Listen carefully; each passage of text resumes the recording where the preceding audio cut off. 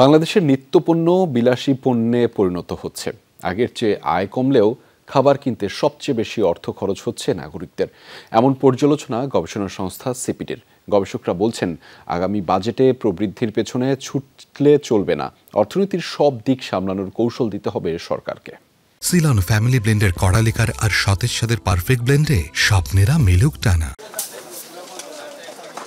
আসছে বাজেটে সবচেয়ে বড় মাথা ব্যথা মূল্যস্ফীতি। কাগজে কলমে বাংলাদেশে এই সূচকের ওঠানামা হয় কেন্দ্রীয় ব্যাংকের মুদ্রানীতিকে ঘিরে, কিন্তু আদতে মূল্যস্ফীতি নির্ধারণ করে পণ্য বাজার, যার নিয়ন্ত্রণ ও শৃঙ্খলা নিয়ে প্রশ্ন ওঠে হরহামেশা।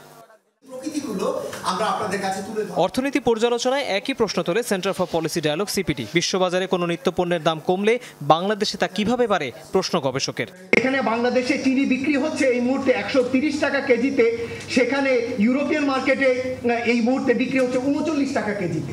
কিভাবে আমাদের মতো দেশে এত উচ্চ মূল্যের চিনি আমরা ভক্ষণ করি বা করার মতো বিলাসিতা দেখাই, যেখানে উচ্চ আয়ের দেশগুলোতেও এত উচ্চ মূল্য আমরা দেখতে পাই না।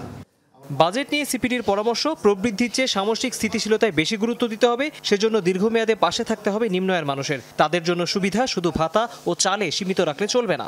যদি আমি দরিদ্র মানুষের আয় বিবেচনা করি, যাদের প্রকৃত আয় কমে গিয়েছে মূলত উচ্চ মূল্যস্ফীতির জন্য, তারা কিন্তু এই যে বর্ধিত যে আমরা অভ্যন্তরীণ বা জাতীয় আয় দেখতে পাচ্ছি, তার কিন্তু তারা সুফলভোগী নয়।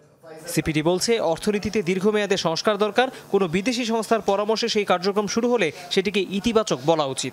উচ্চ ডলার দিয়ে যদি আমদানি করার প্রবণতা থাকে, বৃহৎ আকারের প্রকল্প নেওয়ার যদি প্রবণতা থাকে, এবং একই সাথে যদি সরকারের অপ্রয়োজনীয় ব্যয় অব্যাহত রাখার প্রবণতা থাকে, তাহলে কিন্তু এর দুর্ভোগ সরকারের মধ্যে যারা আছে তারা তো টের পাবে না, টের পাবে আসলে জনগণ।